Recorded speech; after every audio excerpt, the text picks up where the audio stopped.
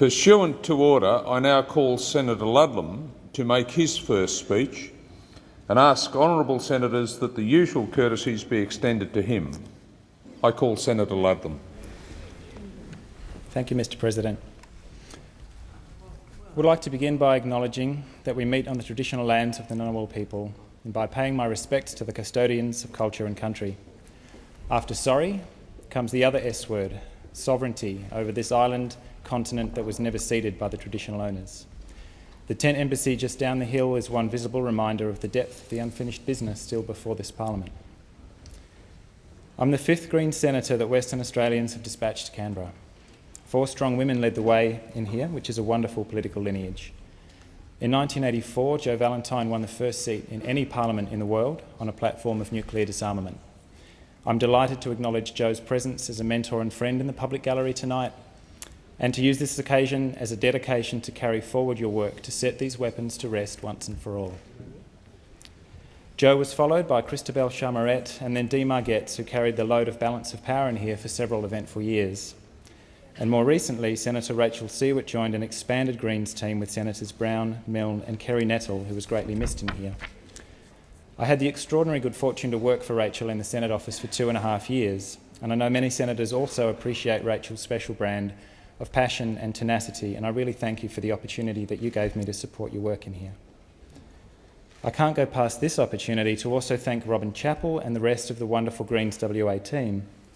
Robin is the once, and has just been announced, future MP for the mining and pastoral region of Western Australia, who mentored me through 4 good years on the road, during which time I discovered a lot about my home state. I'm very proud to be here this evening representing the state of Western Australia. Not just the 100,000 Green voters who sent me here, but everyone who holds aspirations for an economy that serves the community and protects our spectacular environment. And this is the theme of what I wanted to say tonight. I grew up in the back of a van which was somewhere different every day, with my loving and generous parents, Graham and Jude, who I'm really happy are here tonight, and my dear brother Glenn, who's going to be a father in a matter of a few weeks. So my earliest childhood memories, after distant impressions of New Zealand, are of Indian back roads, London snow and African railways. But since the age of 8, I've lived in Perth, and Western Australia has been a good place to call home. It's a place that's been kind to me, and I love the prospect of being able to give something back at a time like this. My central preoccupation and reason for being here is that I share with my Green colleagues the optimistic sense that Australia and the world is poised on the edge of a historic transformation, and I'm convinced that we are up to this challenge. We're surrounded by events that are just unremittingly bleak. In our relentless insistence on pursuing the fossil growth economy, the industrialised nations have melted the North Polar ice cap. It happened 100 years earlier than the world's most sophisticated computer models said that it would, and so now within a year or 2 there will be no summer sea ice at all. That 8 million square kilometre mirror was reflecting a lot of sunlight back into space, and that was keeping the Arctic Ocean cold enough to hold the Greenland ice sheet together in one piece. And you know, we really need it to stay that way. And instead, it's coming apart so fast that there's now a discernible tenor of panic creeping into reports from frontline climate scientists. There's 2.8 million cubic kilometres of ice perched above sea level there, and a similar amount impounded in the West Antarctic ice sheet, where the situation is just as fragile and changing just as rapidly. Mr. President, humankind has kicked over the first domino. It begins with the vanishing sea ice, and if we get the next 100 months wrong, it ends with something in the order of a 5-metre sea level rise this century. The death of the barrier reef, the passing of ecosystems all over the world, and the combustion of the Amazon rainforest as the carbon cycle goes into reverse. To any climate sceptics whose company I've joined this evening, I say, I celebrate scepticism. Without scepticism, we'd probably still be living in caves. Denial, on the other hand, has now brought humankind to the edge of something almost unthinkable. I also wish this wasn't happening to our battered little planet, but it is. It's time for determined, intelligent, coordinated action. In a perverse twist, the northern ice melt has touched off a mad scramble to peg the Arctic seafloor for oil and gas acreage, an example of market forces at work, which I would find darkly satirical if the stakes weren't quite so high. I imagine historians of the future looking back on this time as the beginning of the oil endgame, the age in which Australia sleepwalked along behind a tiny handful of powerful nations armed with nuclear weapons into a disastrous occupation of Iraq, with the singular objective of cornering the world's shrinking reserves of cheap oil. China's behaviour in Burma and Sudan and Russian aggression in Georgia flow from this same terrible imperative. And so now there are more than 6 billion people sharing the globe, 1/3 of them children. More than half of us now live in cities, with fully 1 billion crowded together in simmering slum encampments. All of us, to a greater or lesser degree, are bound together unknowingly in near total dependence on fossil fuel, fossil agriculture, and fossil architecture. This fossil economy knows only how to grow. It has to be larger this year than it was last year, lest its debts and contradictions collapse upon itself and people's lives and careers get crushed in the wreckage. When our economy fails to grow, we call it a recession. But an entity that knows only blind growth, we call a cancer. The fossil growth economy gives us pulp mills that erase ecosystems while showering its neighbours with toxic emissions. It gives us the tragic industrial vandalism of the Ice Age heritage on the Burrup Peninsula. It gives us the expansion of uranium mining to feed the 436 plutonium factories that we know as nuclear power stations. It gives us burnout, family breakdown, fly-in, fly-out workforces. It gives us an industrial relations system that sought to treat working Australians as components to be deployed and discarded like any other business asset. Can you believe that we live in a country that throws away $5.3 billion worth of food a year and now dumps 40 million tonnes of waste each year? Our greatest tragedy is to imagine that this is the only kind of economy there is. My favourite author, William Gibson, observes that the future is here. It's just not widely distributed yet. What would a closed-loop conserver economy look like if it became widely distributed? One in which every industrial output became an input for something else in cradle-to-cradle product cycles. One in which chemical toxins were not proliferated under voluntary industry codes but designed out of the system entirely. An economy under democratic control which resumed its role as an essential subset of exchange and allocation within our community, rather than this blind growth machine which is asset stripping the biosphere. What would our economy look like if we substituted the frenzied incineration of our finite energy base with the limitless and infinite flows of renewable energy? Most importantly, what would our economy look like if we erased the degrading word consumer from our vocabulary and took back our power as citizens of this wonderful country which has so much to offer the people of the world? This kind of Australia isn't merely possible, it's coming into being right now by the sheer force of will of thousands of people in every town and city in the country. Some of the ideas are new, some of them are very old. What keeps me optimistic is the collective vision held out by so many people working everywhere toward a renewable community, because that's the place I want to live. This isn't the end of economic growth, but the beginning of a conversation about what kind of growth we need and what kind we can no longer afford. It's about how to truly live as human beings on a fragile planet. In the early 19th century, it was discovered that all you needed to do to generate an electric current was to spin a magnet. So let's go back to first principles. In a few metres of seawater off the coast of Fremantle, there's a beautifully simple device attached to the seabed that harvests the energy of the incoming swells and pumps water at very high pressure through a Pelton generator onshore, producing electricity. Throw a switch and the salt water diverts through a reverse osmosis filter and out comes fresh water. The company is so impressed after several years of testing that they're now proposing wave energy farms with dozens of these devices arrayed together on the seafloor, generating baseload electricity and fresh water day and night. Senators might also be aware of the quiet genius behind the oil mallee plant under development in the Western Australian town of Narrogin, a facility that will produce electricity for domestic use, as well as exporting activated carbon and eucalyptus oil. It gives farmers a cash crop and a chance to restore the landscape of some of our most important agricultural areas. You're probably also aware of the modest uptake of wind energy under the former government's mandatory renewable energy target. That restricted program could have laid the groundwork for world-class wind energy hubs and community-owned wind farms that give regional areas another badly needed revenue stream, while drawing cheap, reliable, large-scale renewable energy out of the air itself. A couple of weeks ago, some of us attended a briefing here by one of Australia's preeminent geothermal energy companies, who are poised over the next few years to affordably tap the heat of the deep inner earth for the first time anywhere in the world. Hot rocks technology is deceptively simple, but its potential is virtually limitless. And it's an acknowledged tragedy that a decade of neglect saw Australia lose our edge in the field of solar research and development, but we're going to get it back. Give us a national feed-in tariff and legislated renewable energy targets, and within a few years we will be on our way to living in a solar nation. We are going to transform our sunburned country with PV on every roof and large solar thermal plants feeding baseload electricity into the grid around the clock.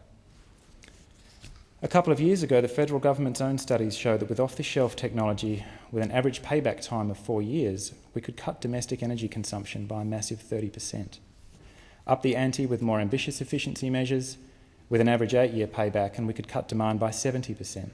Efficiency is the hidden gift in energy policy that we've ignored for far too long.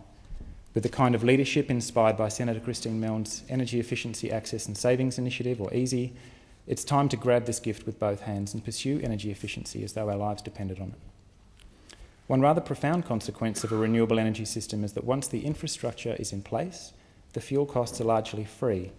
No one can own the sun, the wind and the tides, and perhaps it is this which scares the fossil corporations more than anything. I think it's time we admitted that far from being an economic and social disaster, greening our communities is going to transform our society for the better. Traffic congestion, for example, is something that we can leave behind, as our urban areas evolve toward pedestrianised, human-scale urban villages, linked together with world-class broadband and fast, affordable mass transit. Transit-oriented developments like these are taking shape all over Europe, East Asia and North America, anchored by medium and high-density cores that blend affordable housing with retail services, healthcare, education and childcare centres and cultural institutions. Electrified light rail systems and electric vehicles hold out the promise of a transport network that runs on sunlight. Imagine if we could invent a zero-carbon form of personal transport that had no fuel costs, emitted no toxic chemicals and improved the physical health of the passenger. Well, such an invention is already in wide use in parts of our community where planning policies favour bicycles and pedestrians instead of cars. In a renewable society, we will no longer have the debatable luxury of eating heavily processed, overpackaged food-like products from the far side of the planet, when community-supported agriculture is restored to its rightful place at the foundation of good health and neighbourhood development. Instead of condemning families on low incomes to badly designed, mass-produced, car-dependent housing in bleak fringe areas, Australian cities can become places of artful beauty again, with a diverse mix of private and affordable community housing, more appropriate to an ageing population and changing demographics and lifestyles. An energy-efficient Australia can be renewably powered within a generation. With determination and a bit of foresight, we can step past the desperate handful of fossil advocates who are scaremongering about the end of the economy as they know it and demanding that Australia should not get too far in front of the rest of the world. The most damaging myth of all is the one that says this can't be done. People who say it can't be done need to get out of the way of those who are doing it. The Greens are the tip of the iceberg, really, the parliamentary expression of much deeper currents within society. And I wouldn't be here tonight without the work of thousands of Greens WA volunteers who gave up a Saturday last November to work on a polling booth, or the wonderful campaign team who gave up the better part of 2007 so that we'd have a fighting chance come election day. 4 good friends saw me through the personal highs and lows, so to Elise, Steph, Rena and Marie, thank you. Warmest possible thanks are also due to Ray, Trish, Luke and Christo, who were the nucleus of this huge effort, and in particular, my thanks to Dave and Alison, who were there for me right from day one until we saw it through. Having you here tonight is really a gift, so thank you. We had a superb team of lower house candidates and their supporters who put in the hard work in their local communities all over Western Australia. And in turn, we were part of a huge mobilisation nationally, guided by the inspiring, gentle-humoured and seemingly inexhaustible Senator Bob Brown. I can't help but reflect on what might have been for those who shared the roller coaster with Sarah and I, Richard, Larissa, Alan, Kerry Tucker and of course Kerry Nettle, but for the capriciousness of our electoral system. I know you guys are here with us in spirit as we carry this work forward. Senators will notice a number of new faces and some familiar ones behind the scenes. With formal party status for the first time, the 5 of us in here are supported by an expanded and very talented team of researchers, advisors and campaigners who are already too numerous to thank individually for their work. But I'll settle for singling out my team for huge gratitude. Trish, Ray and Flick, thanks for being here and taking this journey with me. In my work as a campaigner and researcher over the last few years, I've come into contact with some exceptional people. My enduring passion has been for an end to the nuclear age. And this has taken me from the blockade of Jabiluka as a guest of the Mirror to the heavily contaminated villages surrounding the Jadagori uranium mine in India, where the struggle is the same. Last month, Flick and I spent the 63rd anniversary of the atomic bombings of Hiroshima and Nagasaki as a guest of Mayor Akiba in Hiroshima, which has left after images that I will carry with me for the rest of my life. So tonight is dedicated to the atomic survivors, the Hibaksha, and to people like Uncle Kevin, Mitch, the Kunkas and their supporters everywhere. Our work for a world free of the curse of uranium mining, nuclear weapons and nuclear waste began on the humid morning of August 6, 1945.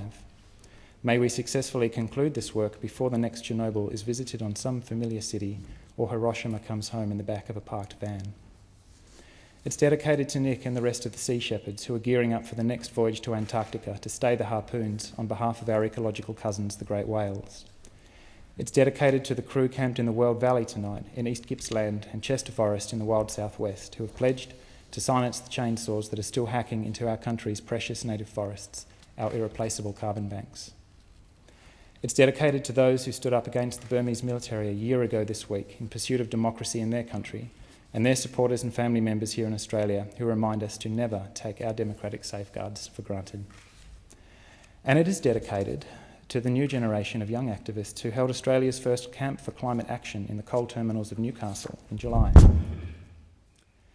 They are acting because of our failure to act, and they are doing so with such powerful grace and good humour that it is impossible not to be inspired by their clarity of purpose. These young Australians are your sons and daughters, and they must be heard. They are from the same lineage as the people who raised the Southern Cross over the goldfields of Victoria or stood up for land rights, an end to the carnage in Vietnam, the right to organise collectively in the workplace, and for every woman's right to vote. Rather than reflexively setting our security forces against them, tapping their phones, vilifying them in the media, or playing out all the other rituals of state intimidation, I urge the government to pause and reflect on their message of collective survival. Please don't bat and charge the messenger. Many of the people who do this work are tired of fighting against poorly conceived mega proposals, toxic developments and wars one after another. It's exhausting work, and even when you win, often all you have to show for your efforts is the absence of something awful. At our campaign launch last year, I recalled an allegory that I'd read of a group of washerwomen on a riverbank who noticed a young child floating past, clearly in trouble. They wade in and managed to rescue the child. But then they notice another, and they save that one too. And then another floats by, and another, and soon they're struggling to cope. Finally, one of the women throws up her hands and retreats from the riverbank. The others panic. "We need you here, comrade. Where are you going?" Without breaking stride, she replies, "I'm going to find whoever it is who's throwing them in." It is up to every one of us to keep rescuing the children, but we also need to figure out what it is we're doing collectively that's putting them in harm's way in such great numbers. Millions of us marched to prevent harm coming to the children of Iraq. Starting here in Australia on the 15th of February 2003, millions of people around the globe in more than 800 cities warned against going to war in Iraq over weapons of mass destruction that weren't there. George Bush called us a focus group. In fact, it was the largest protest in world history, and history has proven us right. What we need is a mass destruction of weapons. The Iraq War must teach us this lesson and can become the exit strategy from war itself. This year, the world will spend $1.3 trillion on narrow-minded military security in the pursuit of ever more efficient and deadly forms of state-sanctioned violence. Australia's contribution to this willful theft from those who hunger and are not fed, as President Eisenhower put it, is $62 million a day, according to forward estimates, and this is feeding back predictably into regional arms races. You don't have to be a pacifist to recognise that this is a pathological and tragic misallocation of resources that can't be allowed to continue. We need those resources to buy climate change mitigation and adaptation, to build sustainable cities, to close the gap, and to bring about the transition to a world where this vast infrastructure of collective insecurity will be obsolete. As a society, we have inherited an interlocking set of crises that were set in motion long before any of us were born. Climate change was not caused by people in this parliament. Peak oil is manifestly not the fault of anyone sitting here tonight, but a failure to act decisively, given the stark evidence piling up all around us, is no longer excusable. There are so many signs of hope. The apology in February lifted the spirits of the whole nation. The Prime Minister's Commission on Nuclear Non-Proliferation and Disarmament is a truly welcome initiative. This country is overflowing with good ideas and a willingness to get on with this great work, but people are looking to this House for a sign that the political will exists to harness our national and global collective intelligence. I'm starting my time in here on the assumption that every one of us in this building wants the best for our families and friends, wants to serve the community, and wants to pass the place on to our kids in better condition than we found it. We know that the media dines out on the spectacle of conflict and abuse which our Westminster system seems to imply, but in my very short time here it's already apparent that a vast amount of what the Senate does is based on collaboration, hard work, and a certain grudging respect for different points of view. Mr. President, in the time that it has taken me to deliver this speech, 3,000 children were born into the human family, 300,000 tonnes of greenhouse pollution were injected into the warming air, and $51 million was wasted on global military spending. We only have a short time to set our house in order and bring these priorities into balance. I realise that it's an exceptionally rare thing to have the undivided attention of this room. I thank you for that. And I really look forward to working with you as we bring our collective efforts, wisdom and good grace to bear on the challenges which confront us all. Thank you.